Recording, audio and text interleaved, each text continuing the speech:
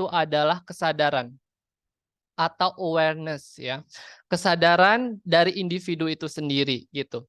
Lalu setelah kita sadar, kita akan meningkatkan kemampuan kita atau training kita gitu melalui kecerdasan. Jadi kesadaran dan kecerdasan ini merupakan fondasi ya dari human growth yang mana nantinya itu akan menjadi suatu kesejahteraan karena itu kan yang kita inginkan gitu ya. Nah, di sini juga sama ketika inputnya kecerdasan pada akhirnya itu adalah kemampuan. Ketika kita mempunyai kecerdasan, ketika kita mempunyai skill di bidang tertentu, itu akan berguna bagi perusahaan atau masyarakat, yang mana itu akan berkontribusi ya di dalam skillnya. Lalu kesadaran juga itu kita lihat dari sisi matang seseorang atau kematangan seseorang, kedewasaan seseorang. Dan terakhir, kesejahteraan itu akan memberikan kebahagiaan itu sendiri. Nah, konsep dari human growth ini adalah menumbuhkan manusia di dalam organisasi atas dasar kesadaran dan kecerdasan agar mampu menghadapi perubahan serta mewujudkan kesejahteraan bersama. Konsep ini memang muncul ketika kita memasuki era VUCA ya, atau era di mana semuanya itu pada zaman tersebut itu tidak ada ketidakpastian ya. Misalnya ketika tahun 2020-2021 kita menghadapi era pandemi ya atau COVID-19. Itu kita tidak akan mengira bahwa akan ada era tersebut yang mana semuanya struktur dan juga pola kerja itu berbeda gitu ya. Menjadi online semuanya. Tapi setelah era VUCA ini berakhir, era COVID-19 ini berakhir, kita tidak tahu ke depannya akan seperti apa ya. Masa depan itu ketidakpastian, tapi yang pasti walaupun itu tidak pasti, pastinya masih ada harapan gitu ya. Yang mana kita akan mewujudkan kesejahteraan itu bersama. Nah, seperti itu untuk dari konsep human growth. Nah, di sini ada transformasi ya terkait dengan human growth sendiri. Nah, jadi yang pertama memang human research itu terjadi saat 1980 ya. Setelah adanya personal administration itu muncul, yang mana kalau untuk human research artinya dia memandang manusia sebagai research atau sumber daya yang siap digunakan. Yang mana hal itu untuk mendukung pencapaian tujuan organisasi gitu.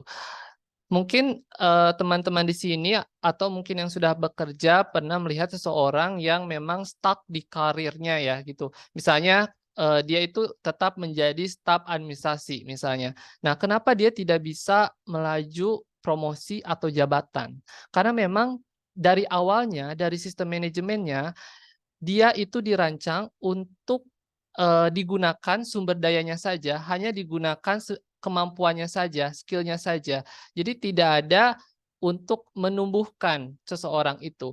Mungkin ada beberapa perusahaan yang apa ya, mempunyai konsep juga terkait dengan promosi dan jabatan sebagainya, tapi yang lebih apa ya, yang lebih kentara ini adalah di konsep human capital yang terjadi tahun 2000. Jadi di human capital ini memandang manusia sebagai aset ya yang siap dikapitalisasi melalui berbagai program investasi, peningkatan nilai karyawan untuk mendukung pencapaian tujuan organisasi. Nah, mungkin kalian pernah mendengar atau saat ini marak sekali terkait dengan manajemen trainee atau MT. Nah, itu sebenarnya memang mereka dipersiapkan untuk di posisi-posisi manajemen, tapi dalam sistem sumber daya manusia, kita melihat bahwa mereka itu adalah aset, aset yang berharga. Makanya mungkin gaji MT itu lebih besar ya untuk awal. Lalu juga mereka mempunyai kontrak untuk beberapa tahun ke depan gitu. Karena memang konsepnya seperti ini. Konsepnya itu adalah mereka sebagai aset perusahaan.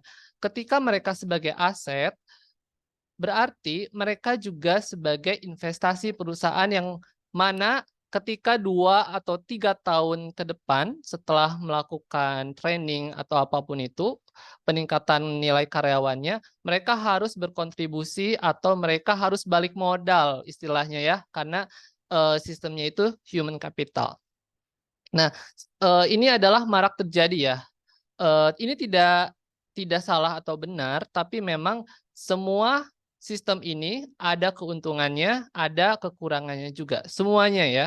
Nah, terakhir di sini ada pembaruan terkait dengan sistem transformasi di sumber daya manusia, yaitu adalah human growth, munculnya human growth. Nah, human growth ini memandang manusia sebagai individu yang siap ditumbuhkan, gitu. Dia itu siap bertumbuh, siap berkembang. Nah, melalui apa? Melalui kesadaran dia sendiri terhadap lingkungannya, terhadap diri sendiri, terhadap pekerjaannya, lalu juga kecerdasannya, bagaimana kemampuannya, skill-nya. Dan terakhir adalah untuk apa sih? Untuk mendukung pencapaian tujuan organisasi gitu. Tetap ya, dan kesejahteraan bersama bagi para stakeholder. Nah, itu dia transformasi human growth ya. Nah, memang tidak semua perusahaan ini menerapkan human growth gitu karena memang ini konsep terbaru ya. Tapi sudah ada beberapa perusahaan juga, bahkan perusahaan besar ini menerapkan konsep sistem manajemen sumber dayanya itu adalah human growth. Oke, lalu seperti apa sih culture gitu ya, work culture di suatu sistem human growth itu sendiri? Nah, kalau misalnya yang kita kenal mungkin di HR atau di HC itu adalah organisasi konvensional yang mana mereka memberikan job desk dan apa ya, job description dan sistem manajemen itu statis gitu ya. Jadi tetap dan juga simple, yang mana pastinya memakai konsep hierarki. Jadi ada atasan, misalnya ada supervisor, ada staff supervisor, lalu juga ada manager, sampai dengan tingkat CEO, COO atau tingkat apa ya, sampai dengan tingkat direktur, lalu CEO gitu ya, dan komisaris terakhir. Jadi ada tingkatannya gitu, karena mereka memberikan nilainya itu adalah kestabilan dalam memang sebuah kekakuan. Yang paling banyak itu kita kenal dengan instruksi, misalnya boleh minta tolong ini, misalnya dari atasan ke bawahan ya, memakai instruksi. Nah, tapi kita sudah di zaman yang mana semuanya cepat berubah gitu. Dan kita melihat bahwa manusia itu sebenarnya bukanlah orang yang statis gitu, tapi manusia itu dinamis. Yang mana dinamis ini kita berada di dalam suatu lingkungan yang kompleks. Dan human growth di sini menjalankan perannya itu sebagai organisasi yang agile gitu ya. Jadi ada suatu konsep self-organization yang mana mereka mempunyai kestabilan dalam sebuah kedinamisan. Nah, memang perbedaannya apa sih? Nanti kita akan lihat ya perbedaannya terkait dengan hierarki ini di human growth. Sebenarnya sama, ada beberapa hierarki tapi berbeda sistemnya atau berbeda cara penggunaannya gitu ya terkait dengan sistem ini. Lalu juga di sini pasti human growth sendiri apa ya, memberikan anggapan bahwa setiap orang itu harus mempunyai inisiatif. Makanya perusahaan-perusahaan yang memakai sistem human growth itu mencari kandidatnya itu benar-benar selektif dan banyak gitu ya untuk seleksinya, entah itu asesmen psychological atau misalnya dari esai dan lain sebagainya, itu mereka benar-benar selektif untuk memilih kandidat karena yang kita inginkan di dalam human growth ini memang orang-orang yang bisa agile, orang-orang the great people tadi, yang bisa hidup di mana aja, yang dia tuh bertahan mau di mana aja, di waktu apa aja gitu ya. Nah, maka dari itu memang untuk mencari orang yang the great people ini memang cukup sulit, cukup rumit, kompleks, tapi itu pasti bisa dilakukan. Nah, di sini ada terkait dengan struktur di dalam human growth sendiri ya. Kalau kita mengenal di dalam organisasi konvensional itu ada hierarki ya, ada directed, manage, lalu supervise dan control terakhir ya. Nah, memang di sini hierarkinya dari atas ke bawah. Tapi bagaimana dengan konsep human growth yang tadi apa ya, menggaungkan terkait dengan organization agile gitu ya. Nah, di sini ada konsep namanya flat organization atau agile organization. Di sini dibagi di beberapa poin, ada kita sebagai C-level, C-level itu memang dari CEO ke atas, lalu ada role itu memang peran atau job description-nya masing-masing, itu seperti apa, atau pekerjaan, atau posisi ya, kalau misalnya dalam HC, HR itu posisi, tapi kalau di human growth itu role, lalu ada manajemen tim, dan terakhir ada product team. Nah, di dalam flat organization ini sendiri ada dibagi 3 biasanya kalau memakai konsep sistem atau apa ya, manajemen project-nya itu adalah Scrum, biasanya ada 3 ya, ada product owner, ada Scrum Master, sama yang terakhir developer. Jadi product owner ini sama dengan kalau misalnya di konvensional itu adalah project manager ya. Project manager yang mempunyai project-nya, lalu ada Scrum Master. Scrum Master ini bertujuan agar setiap project itu terlaksana dengan baik setiap harinya gitu. Jadi dia yang memantau, dia yang memeriksa, dia yang memastikan bahwa setiap anggotanya itu memakai sistem yang telah disepakati bersama. Lalu yang terakhir adalah developer atau pengembangan ya. Di sini sebagai research and development-nya atau juga sebagai apa ya, sebagai pengembang dari suatu proyek tersebut, pelaksana dari suatu proyek tersebut. Nah, memang flat organization ini ada beberapa ini ya, seperti bulatan-bulatan gitu. Nah, ini interaksinya tadi kan kita sudah membahas bahwa di human growth itu memakai interaksi. Jadi bagaimana interaksi dari satu departemen ke departemen lain gitu. Tanpa ada hierarki dari atas sesuai dengan standar atau job desk tertentu. Nah, mungkin itu ya terkait dengan sekilas terkait dengan human growth. Kalau misalnya nanti kalian dimanapun itu penasaran terkait dengan human growth, kalian mungkin bisa mencari terkait dengan apa sih human growth atau misalnya mencari apa ya, mencari kegiatan-kegiatan atau informasi terkait dengan human growth ini. Nah, ini adalah talent adoption. Kalau kita bahasanya talent adoption, kalau mungkin yang kalian kenal itu adalah rekrutmen ya, rekrutmen. Nah, jadi untuk mencari para talent ini bagaimana di dalam sistem human growth. Nah, biasanya itu kita hanya mencari 2 tipe gitu. Kita mencari anak guru dan mencari anak petani. Ya, bukan secara harfiah bahwa kita mencari benar-benar anak guru ya, bahwa dia tuh anak guru, anak PNS gitu ya, atau dia anak petani gitu, kita rekrut gitu. Terus ketika sudah direkrut dia jadi apa aja di perusahaan. Tidak begitu ya, tapi harfiahnya adalah anak guru di sini adalah orang-orang yang mau belajar. Anak petani di sini orang-orang yang mau bertumbuh. Itu adalah 2 hal yang menjadi pondasi dasar ketika kita melakukan rekrutmen.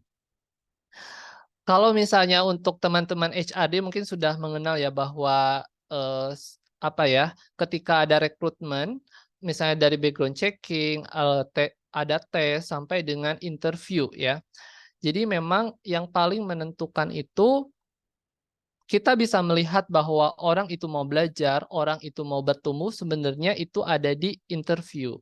Nah, tapi kita bisa mengindikasikan atau mengasumsikan itu dari background checking ketika di CV atau misalnya di tes sudah dibuktikan lagi dan dibuktikan lagi secara lisan di interview gitu. Nah, jadi untuk teman-teman, khususnya teman-teman mahasiswa ya di sini, pastinya kalian harus mempunyai prinsip ini wajib gitu. Karena kalau misalnya kita cuman apa ya, cuman mau bekerja tidak ada tujuan, itu percuma gitu. Karena setiap orang itu pasti mempunyai tujuan yang berbeda terhadap pekerjaan. Mau itu mencari pengalaman, mau itu mencari uang, atau mencari aktualisasi diri, itu berbeda-beda. Dan itu tidak masalah. Selagi kita mempunyai prinsip yang oke, kita siap belajar, oke, kita siap bertumbuh. Jadi jangan khawatir terkait dengan misalnya background checking atau khawatir terkait dengan asesmen, apa ya, kalian itu bisa dipelajari, semuanya bisa dipelajari, tapi yang harus kalian khawatirkan adalah bagaimana kalian mau belajar, bagaimana kalian mau bertumbuh di suatu perusahaan, dan bagaimana kalian menjadi the great people yang bisa berkontribusi bagi tujuan perusahaan. Itu yang paling penting ya di dalam konsep human growth. Baik, kita akan pindah setelah mungkin teman-teman di sini sudah mengerti terkait dengan sistem human growth ini seperti apa ya, secara gambaran besarnya. Kita akan beralih ke OHS gitu ya, ke Occupational Health and Safety. Oke, yang pertama kenapa sih membutuhkan K3 atau pentingnya K3 itu apa? Nah, yang pertama itu pastinya membantu organisasi atau perusahaan untuk menjaga keselamatan operasi produksi atau bisnisnya ya. Nah, yang kedua itu pasti meningkatkan produktivitas dari tenaga kerjanya dan kualitas dari produk atau jasanya. Dan ketiga itu menciptakan atau meraih moral employee itu sendiri gitu ya, atau moral dari tenaga kerja itu sendiri. Lalu yang keempat di sini ada mencegah terjadinya financial loss gitu ya, atau kerugian finansial yang dilakukan yang dikarenakan kecelakaan kerja, mau itu kecelakaan kerja atau penyakit akibat kerja ya. Lalu di sini juga K3 itu sebagai corporate reputation ya. Itu menjadi reputasi atau branding sendiri bagi perusahaan yang sudah menerapkan K3 di perusahaannya gitu. Dan terakhir ini adalah sebagai pengetahuan terhadap manajemen risiko. Oke. Nah, di sini mungkin sedikit gambaran besar terkait dengan sejarah keselamatan dan kesehatan kerja atau K3 ini ya. Nah, keselamatan kerja ini memang dimulai saat manusia sudah bekerja atau memenuhi dan melangsungkan kehidupannya. Jadi memang dari zaman purba itu sudah ada K3 ya, bagaimana mereka sudah berburu, meramu gitu ya. Nah, itu sudah terjadi munculnya keselamatan kerja ketika manusia itu ada gitu ya. Dari zaman prasejarah itu sudah ada alat-alat berburu gitu ya. Lalu setelah itu ada bukti catatan ya, bukti catatan kuno terkait dengan keselamatan kerja bangunan di dinasti Babilonia ya. Pada saat itu yang memerintah itu Raja Hammurabi pada abad 17 sebelum Masehi. Memang ada konsep suatu saluran air ya. Kalau misalnya kita lihat nanti bisa dicari lebih lanjut terkait dengan catatan kuno ini, ada konsep saluran air atau sanitasi pertama, lalu juga ada sarung kapak, yang mana sarung kapak ini menjadi suatu APD ya, atau alat pelindung diri yang di zaman modern. Nah, lalu juga dari zaman Babilonia sendiri itu memang ada muncul di zaman Ramses II di Mesir terkait dengan pelayanan kesehatan. Lalu pada abad 460 sebelum Masehi itu ada terjadi penyakit tetanus di suatu kapal ya yang menyebabkan memang banyak kematian di kapal tersebut. Dan selanjutnya sejarah dari K3 itu sendiri ketika ditemukan ada korelasi antara penyakit dengan pekerjaan atau etiologi ya, kalau tidak salah itu pencetusnya ada Bernardino Ramazzini ya. Dan selanjutnya di sini ada pada revolusi industri abad ke-18 ya, yang mana di sini ada Undang-Undang Pabrik Factory Act tahun 1844, di mana di sini pastinya ada perubahan sistem kerja yang pertama itu revolusi industri pasti menggunakan tenaga mesin. gitu. Dan juga metode baru terhadap pengolahan bahan baku. Dan selanjutnya bagaimana pengorganisasian pekerjaan atau tenaga kerjanya, dan setelah itu pasti muncul penyakit akibat kerja yang berhubungan dengan alat atau tenaga mesin ya. Nah, di era industrialisasi ini kita juga melihat perkembangan K3 mengikuti perkembangan teknologi ya, misalnya terkait dengan APD, safety device, juga alat-alat pengaman lainnya. Lalu juga mungkin saat COVID-19 kita menemukan alat checking ya, body checking sebelum kita masuk ke suatu ruangan gitu ya. Itu mungkin suatu penemuan juga karena perubahan zaman yang menggunakan teknologi gitu. Lalu dalam zaman era manajemen itu sendiri memang ditemukan bahwa ada teori domino oleh Heyrich pada 1941 dan beberapa teori-teori local causation dan lainnya untuk kecelakaan kerja ya.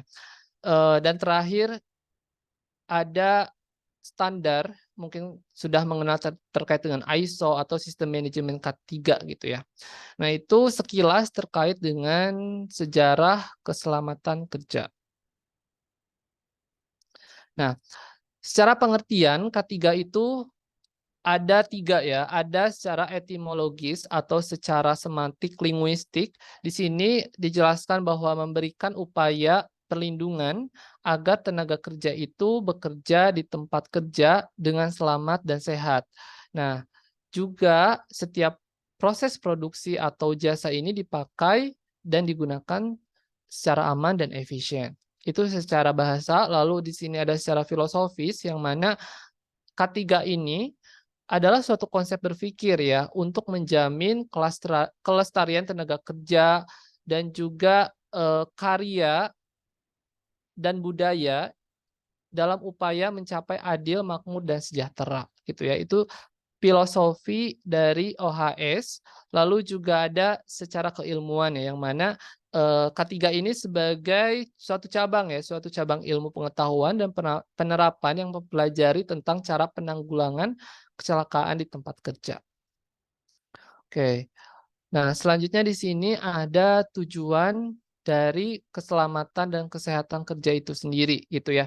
Nah, yang pertama ya pastinya melindungi dan menjamin keselamatan setiap tenaga kerja dan orang lain di tempat kerja gitu ya.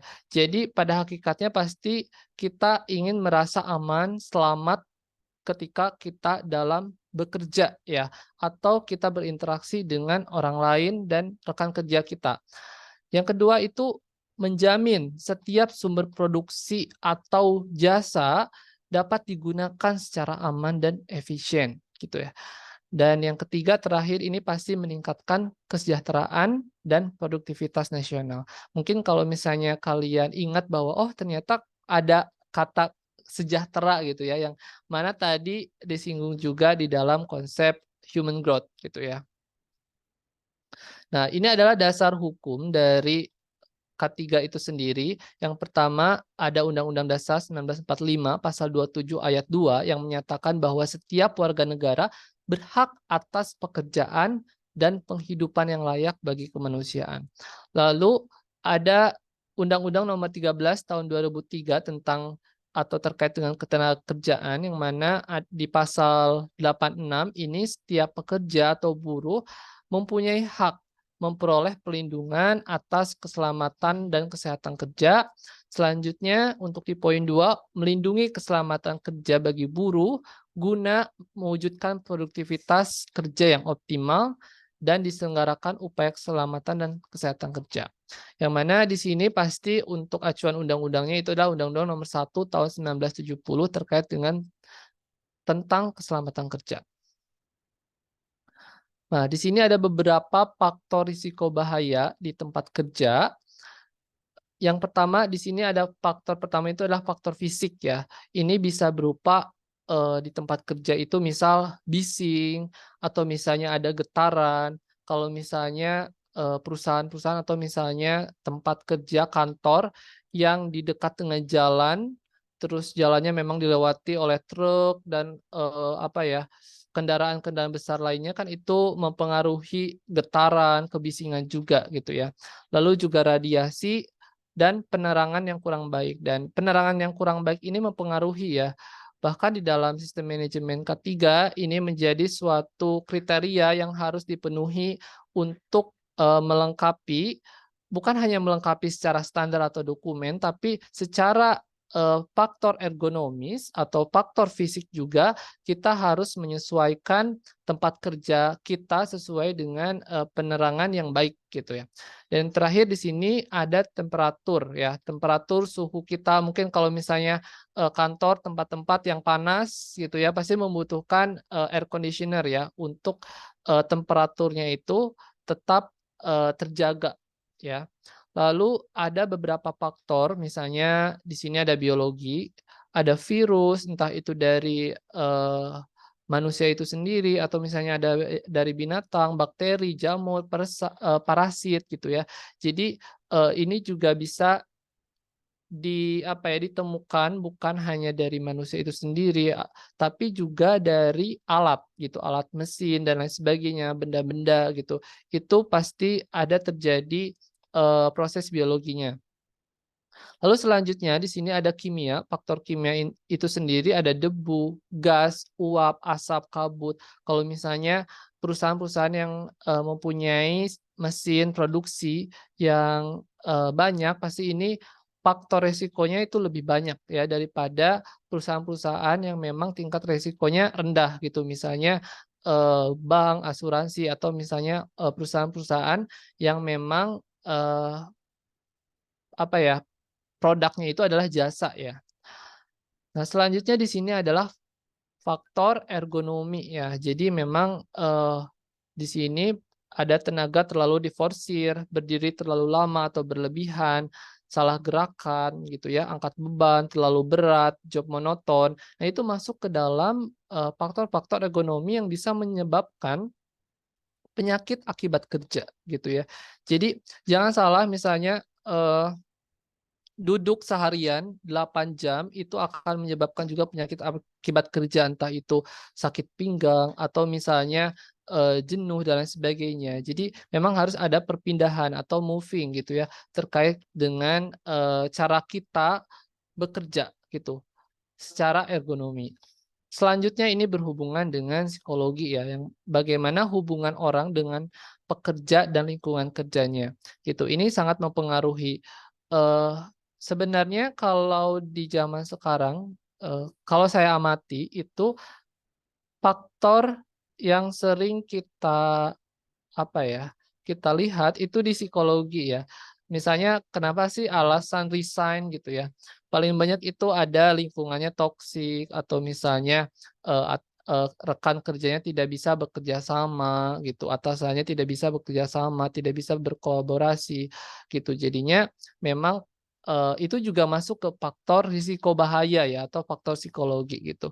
Tapi pada nyatanya bukan hanya faktor itu saja, kita juga harus mementingkan bagaimana faktor fisik kita saat di sana, apakah aman atau tidak.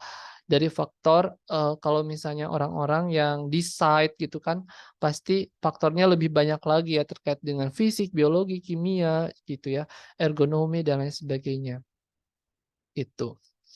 Nah, ini ya apa, gambarannya dari faktor manusia dan keselamatan kerja. Jadi memang ada teknik faktor manusia ini berhubungan dengan perilaku keselamatan manusia ya. Teknik keselamatan dan budaya keselamatan gitu ya. Di sini ada beberapa kenapa terjadi bahaya atau kecelakaan kerja. Misalnya entah itu dari human error atau near miss, prosedur atau kesalahan manusia itu sendiri. Itu ada beberapa sebab di dalam faktor risiko bahaya di tempat kerja. Oke, lalu selanjutnya di sini ada langkah-langkah terkait dengan mencegah kecelakaan ya. Menurut International Labour Organization dari ILO, yang pertama itu memang kita harus menuruti regulasi atau peraturan perundang-undangan. Ya, entah itu dari ketentuan dan syarat K3 karena ini mengikuti dengan perkembangan ilmu pengetahuan, teknik, dan teknologi. Jadi memang harus update. Bahkan mungkin ada beberapa peraturan perundang-undangan yang sudah tidak berlaku atau sudah tidak bisa digunakan lagi. Nah, itu kita harus selalu update regulasi terkait dengan itu. Lalu selanjutnya di sini ada penerapan ketentuan dan syarat K3 sejak tahap rekayasa dan pengawasan dan pemantauan pelaksanaan K3 gitu ya. Nah, selanjutnya di sini adalah standarisasi. Nah, ketika kita sudah tahu nih regulasinya seperti apa yang harus dilakukan. Nah, perusahaan bisa melakukan standarisasi ya untuk K3 ini luas ya, bukan hanya keselamatan kerja yang memang di lapangan atau berhubungan dengan mesin atau produksi, tapi di dalam kantor atau di dalam ruang kerja yang mana mereka menggunakan komputer atau misalnya menggunakan laptop itu juga harus ada standarnya gitu. Entah itu apa ya, standar dari mejanya itu sendiri atau standar jaraknya itu memang eh, merupakan bagian dari pelaksanaan keselamatan dan kesehatan kerja. Selanjutnya di sini ada infeksi atau pemeriksaan ya. Nah, jadi memang pemeriksaan ini adalah suatu kegiatan pembuktian. Jadi sejauh mana nih kondisi tempat kerja kita masih memenuhi ketentuan dan persyaratan K3 gitu. Nah, itu harus diperiksa. Kalau misalnya kita cuman, oh ya udah ini perusahaan beli-beli aja gitu ya. Beli mesin produksi, beli alat-alat pelindung diri gitu. Tapi setiap bulan kita nggak ngecek, kita nggak periksa gitu apakah ini masih berfungsi atau misalnya nanti ada yang bolong atau misalnya ada yang rusak gitu, itu harus selalu diinspeksi atau harus diperiksa ya. Karena ini berhubungan dengan keamanan kita gitu. Kalau misalnya kita pakai safety shoes misalnya ya, safety shoes yang bolong, kita nggak periksa dulu, kan nanti entah itu kecelakaan kerjanya tertusuk lah atau misalnya nanti terbakar, kan kita tidak tahu ya ketidakpastian itu atau kecelakaan kerja itu ketika kita tahu bahwa kita bisa mencegah gitu. Jadi pemeriksaan ini adalah hal yang paling penting ya di dalam melakukan sistem manajemen K3. Nah, selanjutnya di sini ada terkait dengan riset, teknis, medis, psikologis, dan statistik. Jadi memang bidang-bidang ini membantu ilmu keselamatan dan kesehatan kerja atau menunjang ya un- untuk apa ya, untuk mendukung terkait dengan eh, kemajuan keselamatan dan kesehatan kerjanya atau pelaksanaan K3-nya itu sendiri gitu ya. Dan yang di sini ada pendidikan dan latihan atau pelatihan ya, yang mana peningkatan kesadaran, kualitas pengetahuan dan keterampilan keselamatan dan kesehatan kerja bagi tenaga kerja. Nah, mungkin ini kita mendengar lagi ya tentang apa ya, kata-kata kesadaran, lalu juga kecerdasan atau peningkatan pengetahuan, kualitas keterampilan gitu, skill dan knowledge. Nah, ini juga ada di dalam occupational health and safety gitu ya. Lalu di sini ada persuasi. Nah, persuasi ini adalah cara penyuluhan atau pendekatan di bidang keselamatan dan kesehatan kerja. Jadi bukan melalui penerapan dan pemaksaan melalui sanksi-sanksi. Seperti itu. Oke.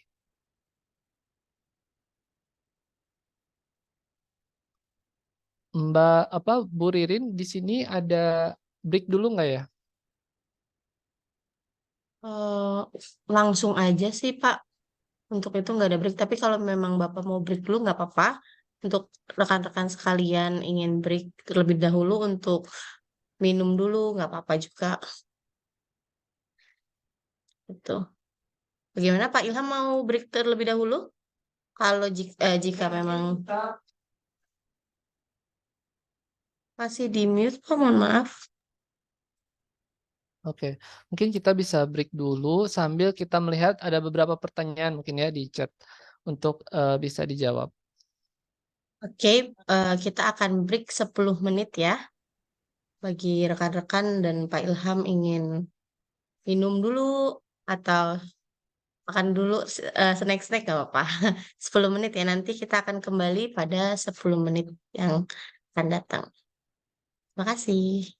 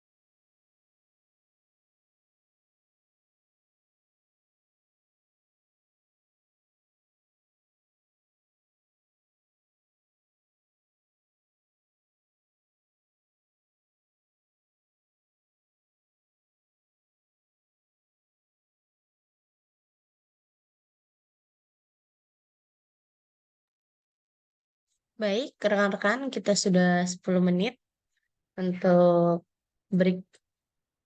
Mohon ditunggu ya karena pematerinya masih di toilet. Oke. Mungkin aku ada ini kali ya untuk tanya-tanya sama rekan-rekan sekalian. Gimana materinya? Mungkin bisa dibantu sama Pak Erlangga.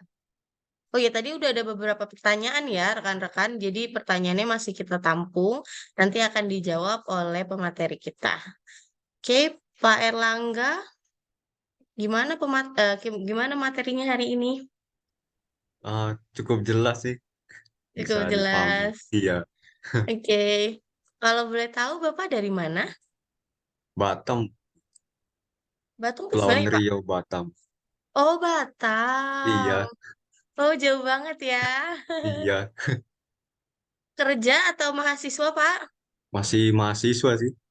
Oh, mahasiswa Iya, di universitas mana, Pak? sekarang lagi di Jogja sih, Universitas Ahmad Hmm. Dahlan. Ahmad Dahlan. Iya, Oke. Terima kasih, Pak, insight-nya. iya. Untuk yang lain, boleh dibantu Ibu Anggi ya. Bagaimana Bu Anggi untuk materinya hari ini? Sambil kita menunggu pemateri kita. Boleh Bu Anggi? Atau Ibu Afista juga boleh. Bagaimana? Halo Bu Afista. Halo Bu Afista.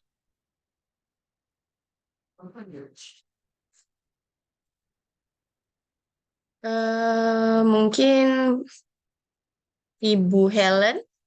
Halo Ibu Helen.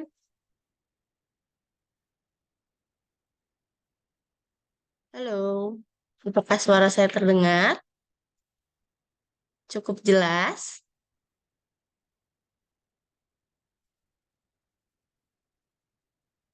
Atau kita coba sama Bapak Budi? Bapak atau Ibu nih? Bapak Budi atau Ibu Budi? Halo Pak. Bu.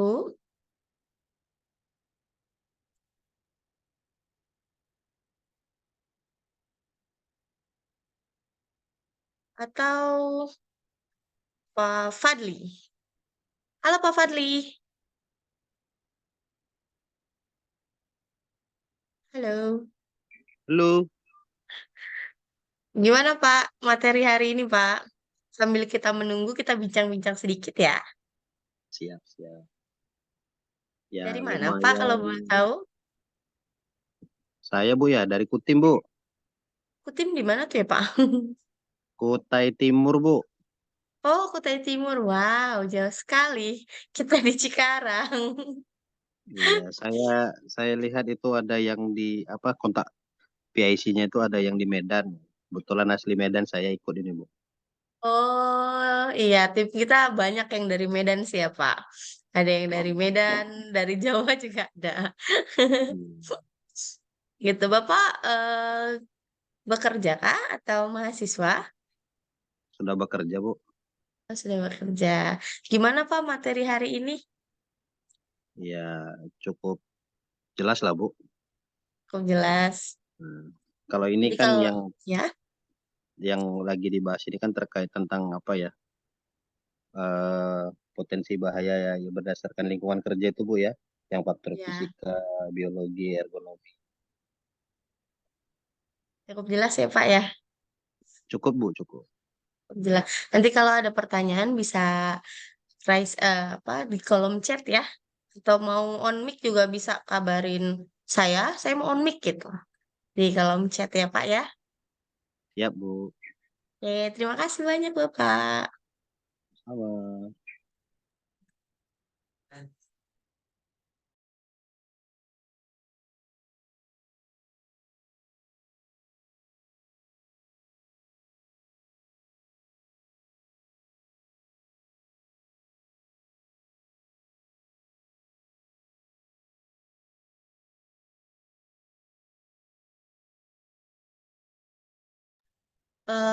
Rekan-rekan, untuk pertanyaan kita sudah masuk, ada beberapa pertanyaan ya.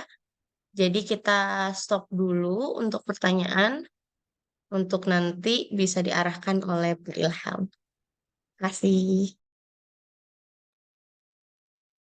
Oke, baik.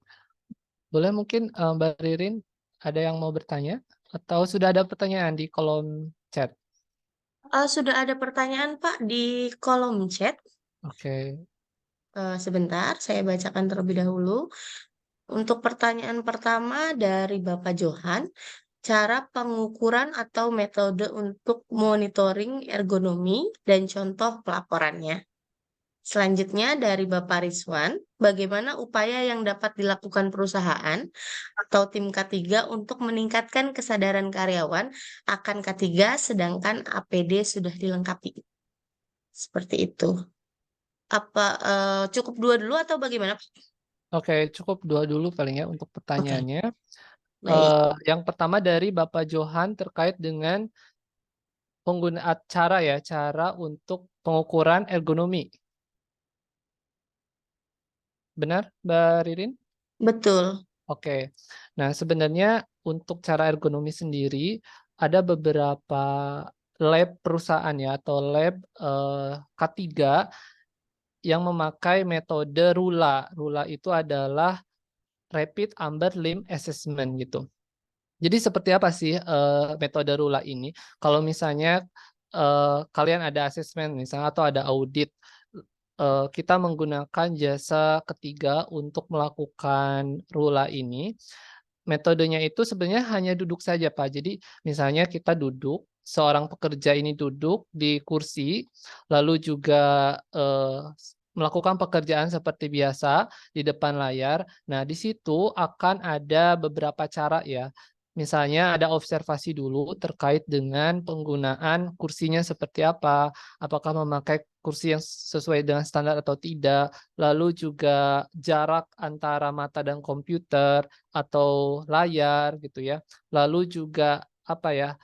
Nanti ditanya, nanti ada setelah observasi itu ada sesi untuk interview atau wawancara. Nanti ditanya apakah selama bekerja terjadi ada penyakit akibat kerja atau rasa sakit di pinggang gitu ya.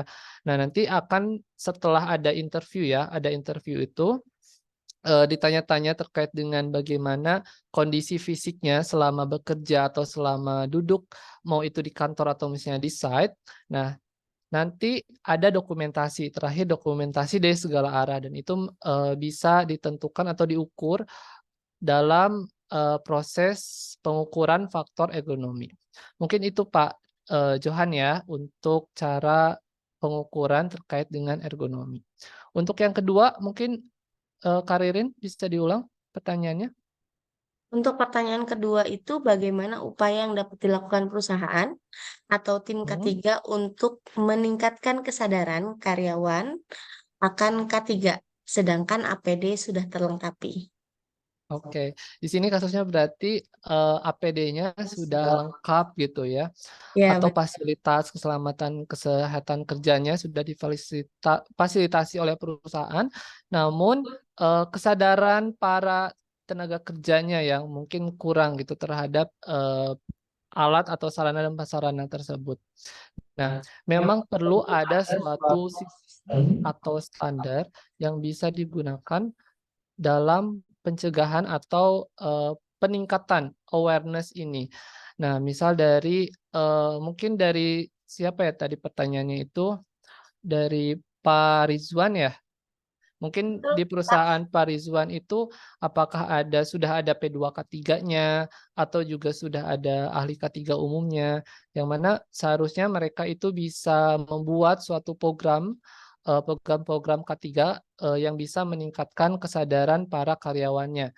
Nah, bisa melalui training, sosialisasi, lalu juga dari bentuk apa ya, edukasi untuk tenaga kerjanya. Nah, tapi sebelum kita membuat program kerja itu, kita harus melakukan analisis asesmen dulu atau mungkin di sini ada yang pernah mendengar Hiradisi atau JSA. Nah, kita harus menganalisis itu dulu, baru kita bisa menentukan apakah benar karyawan ini sadar atau tidak terhadap K3. Juga bisa dilakukan survei dulu ya terkait dengan kesadaran karyawan ini, yang mana nanti setelah ada temuan-temuannya, kita kumpulkan temuan-temuannya dan itu dijadikan suatu program yang berkelanjutan gitu ya untuk meningkatkan kesadaran karyawan. Nah, mungkin itu aja ya untuk pertanyaan kali ini. Nanti kita akan lanjut setelah kita melanjutkan pembahasan. Nah, di sini baru kita memahami bagaimana langkah-langkah mencegah kecelakaan kerja ya menurut ILO.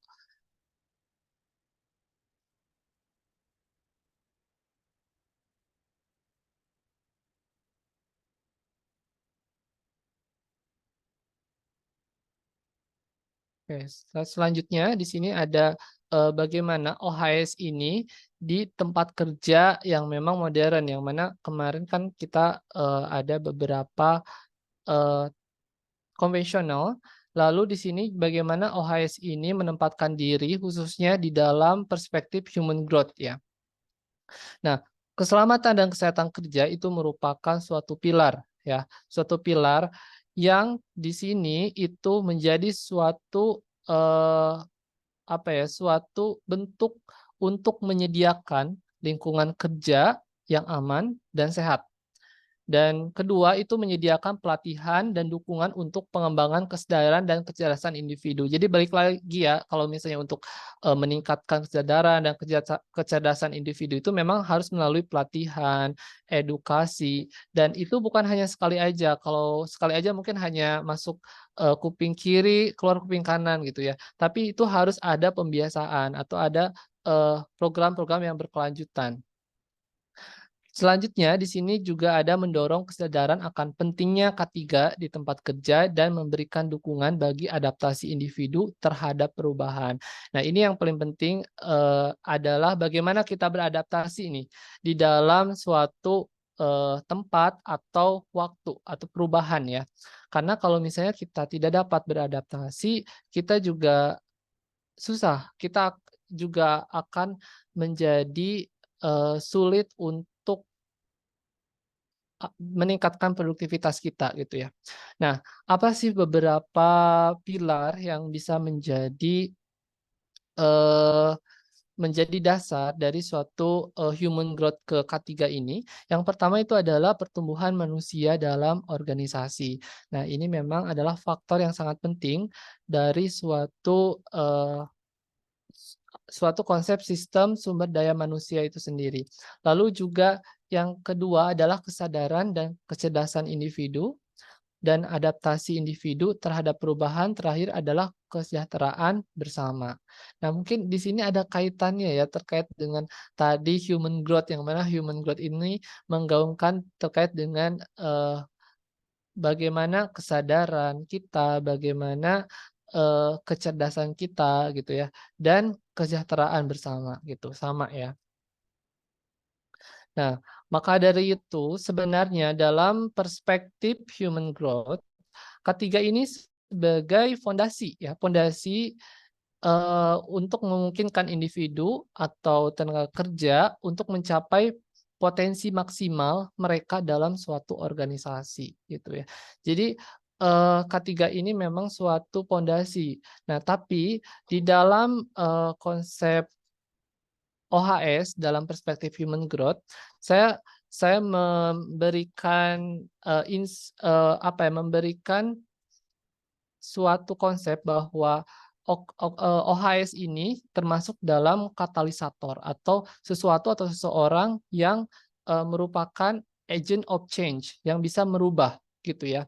Agent of change, suatu katalisator di dalam human growth, yang mana human growth ini adalah sebagai fasilitator yang pondasinya itu dari mana? Nah, tadi pondasinya itu dari awareness sama intelligence gitu ya.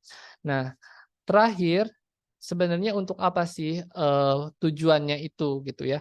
Tujuannya itu untuk adaptation to change dan kesejahteraan bersama, common welfare. Itu ya.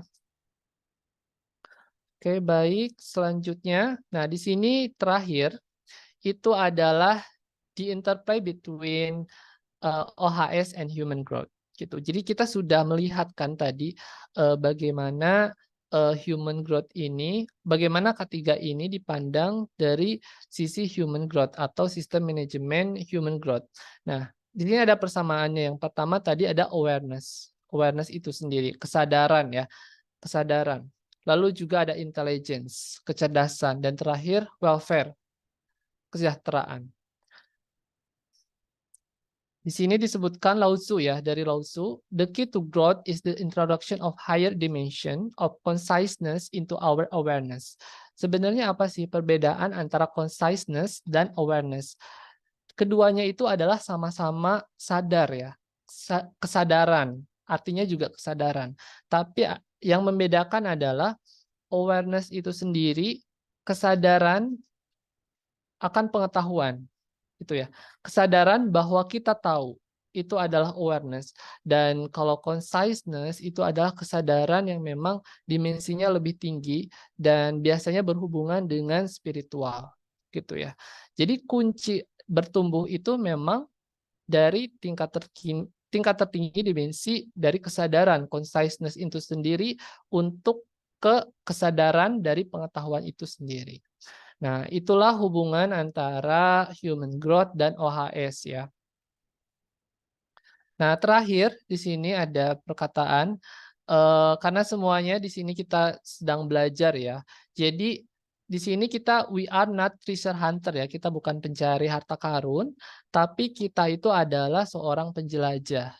We are here to learn. Kita di sini untuk belajar. Di sini saya ambil dari quotes-nya Dora the Explorer.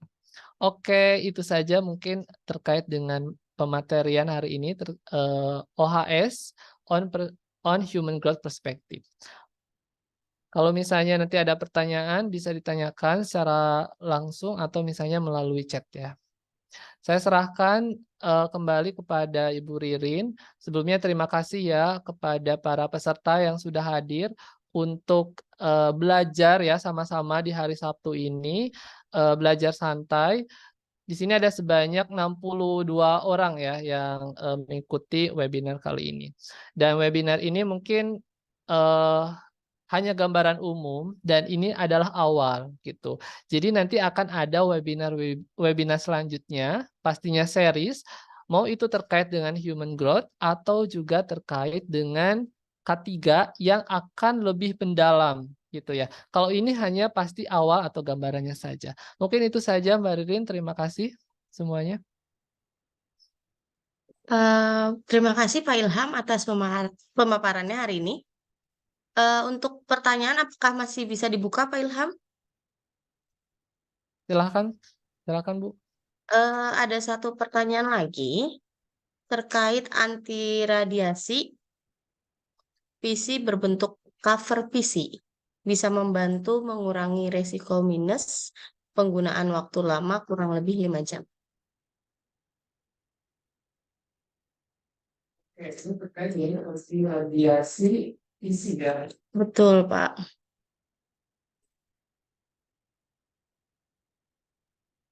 Terkait dengan anti radiasi PC berbentuk cover PC, PC, apakah betul. bisa membantu resiko minus dalam penggunaan waktu kurang lebih dari 5 jam? Oke, mungkin kalau dari sisi ilmiah, yang saya tahu ya mungkin nanti bisa dicek bahwa dari sisi ilmiah ini belum ada bukti ilmiah terkait dengan pelindung layar komputer atau anti radiasi ini secara signifikan. Jadi research-nya itu mungkin masih dikerjakan atau masih melakukan research dalam mengurangi resiko perkembangan mata minus ya atau miopia. Nah, sebenarnya untuk apa ya? Untuk karena misalnya belum ada pengembangan dalam bukti ilmiah ini, maka ada beberapa hal yang mesti kita cegah gitu ya. Jadi memang ini adalah suatu perkembangan teknologi ya, anti radiasi pelindung layar komputer ini gitu ya, atau anti radiasi PC ini. Tapi kita juga harus sedia kesadaran kita bahwa ada pencegahan sebelum itu terjadi. Yang pertama itu pasti kita harus melakukan istirahat mata ya. Kita harus melakukan istirahat mata. Jadi ketika bekerja itu jangan fokus 1 jam melihat layar gitu ya.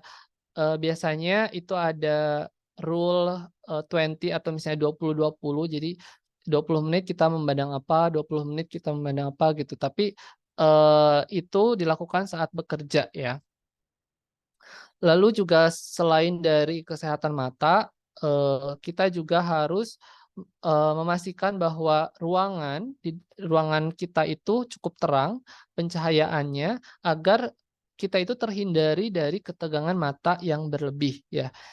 Selain itu ada juga mungkin pengaturan dari layar PC-nya itu sendiri ya.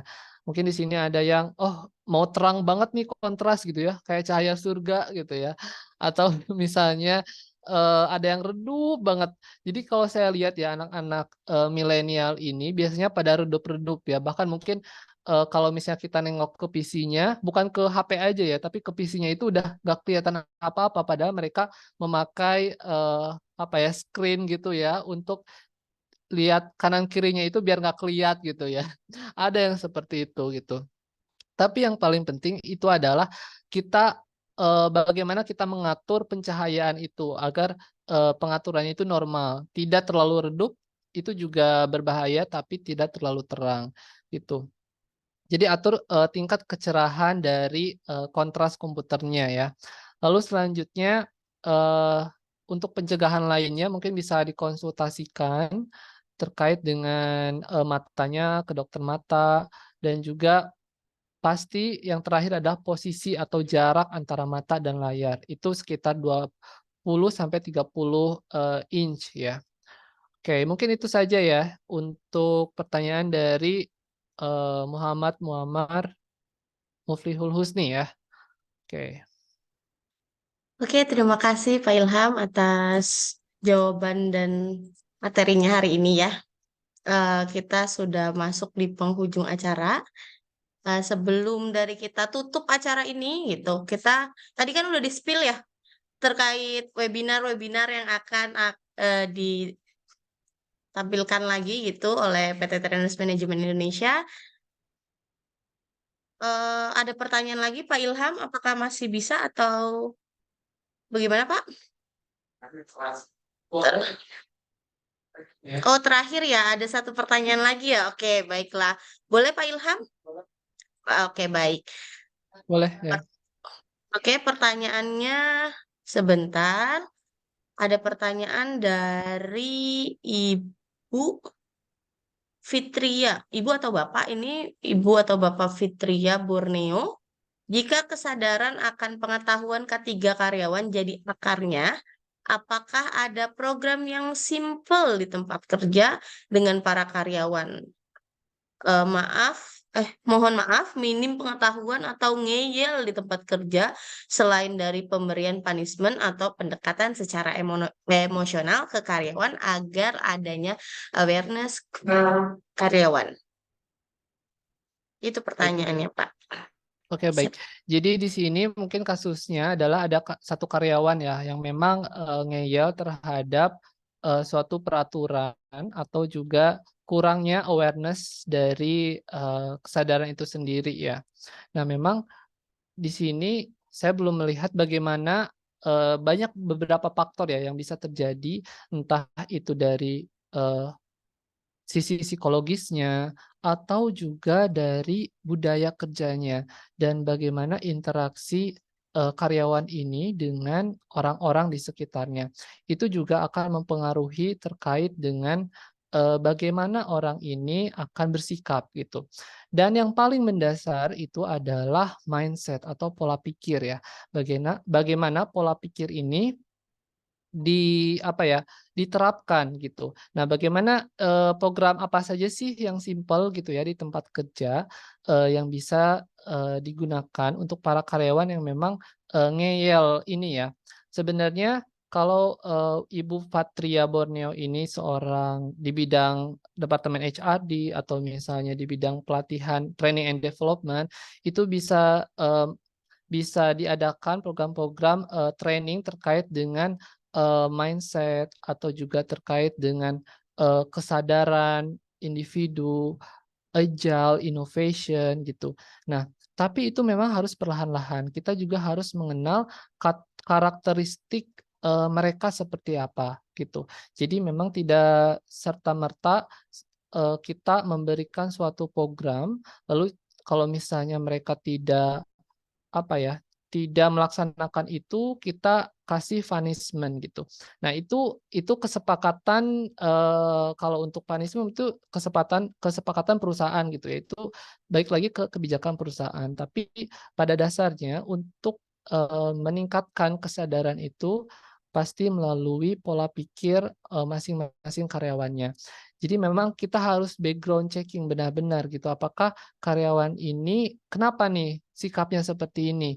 Apakah terjadi, apa ya, dari sisi psikologisnya atau juga mungkin dari pola asuhnya, kita tidak tahu ya, faktor-faktor yang menyebabkan itu banyak gitu. Jadi kita yang pertama harus identifikasi dulu, baru kita bisa membuat suatu program. Sebenarnya programnya itu kalau yang simpel itu banyak ya, misalnya untuk meningkatkan, kesadaran antara sesama gitu ya. Kita bisa, melakukan program namanya apa ya, saya lupa, itu adalah malaikat penjaga gitu ya.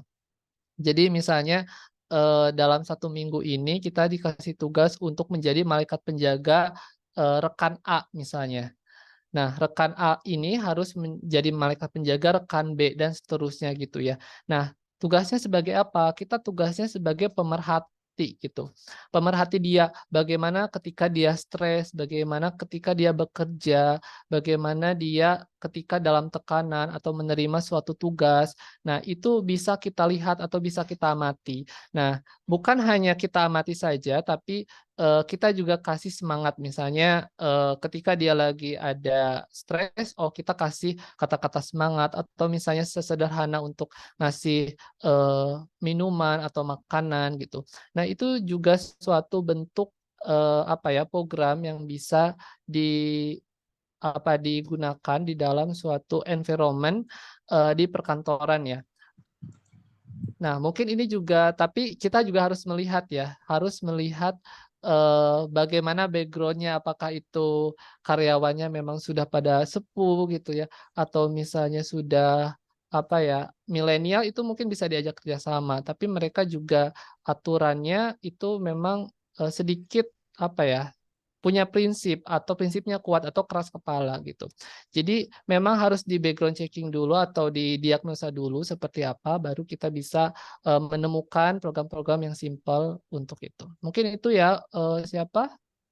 Ibu atau Bapak Patria ya? Bapak Patria Borneo.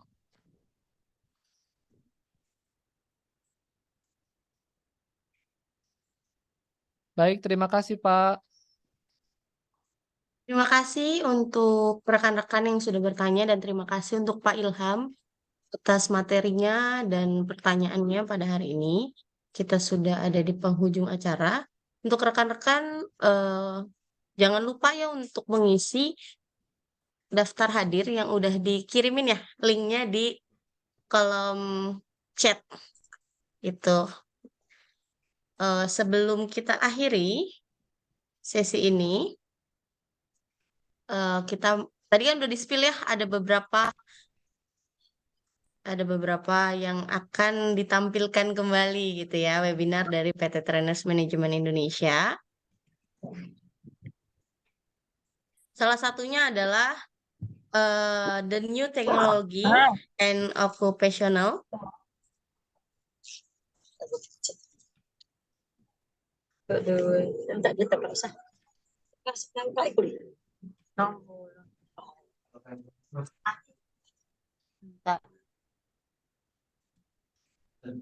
Oke, mohon maaf Ibu. Oke, kita lanjut ya. Akan ada selanjutnya di tanggal 24 September. Masih bulan ini ya, bulan September. The New Technology and Occupational Health and Safety and Environment. Selanjutnya ada juga webinar sama tadi itu offline-nya. Nih kita sebelum itu offline datang ke PT Trainers Management Indonesia dan ada juga untuk webinarnya. Temanya juga sama dan selanjutnya di bulan Oktober itu akan ada sertifikasi terkait ahli keselamatan kerja listrik di tanggal 2 sampai 30 Oktober 2023. Selanjutnya itu ada AK3U, ahli K3 umum. Jadwalnya itu di 2 sampai 16 Oktober 2023. Selanjutnya itu ada perancah. Seperti itu rekan-rekan. Jika rekan-rekan ada yang tertarik untuk menambah ilmu dan mau sertifikasi bisa join di PT Trainers Management Indonesia.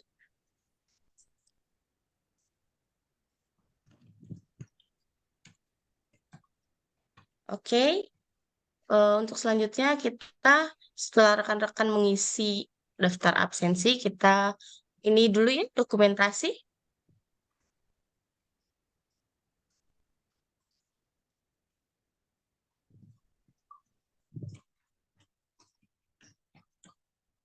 Boleh mungkin dibuka ya, videonya bisa dibuka tampilan.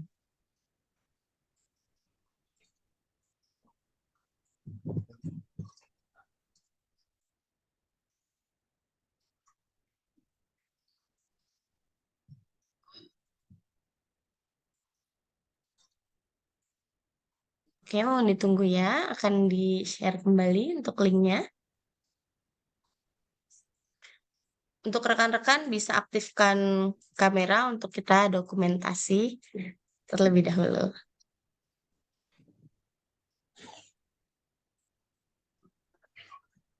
Tadi bisa.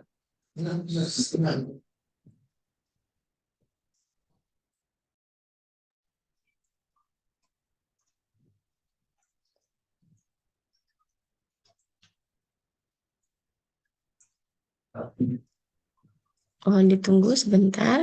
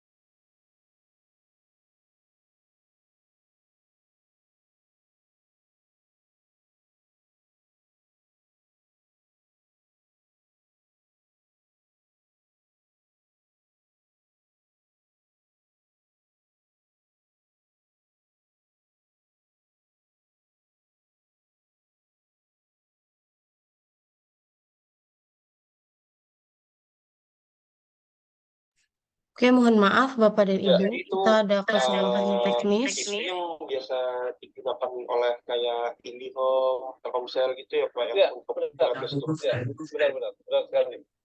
Sekarang teknologi itu dimanfaatkan oleh industri besar untuk Ya menjaring pelanggan-pelanggan. Dan itu langsung menyerang. Mohon maaf Bapak dan Ibu sekalian, kita ada kesalahan teknis.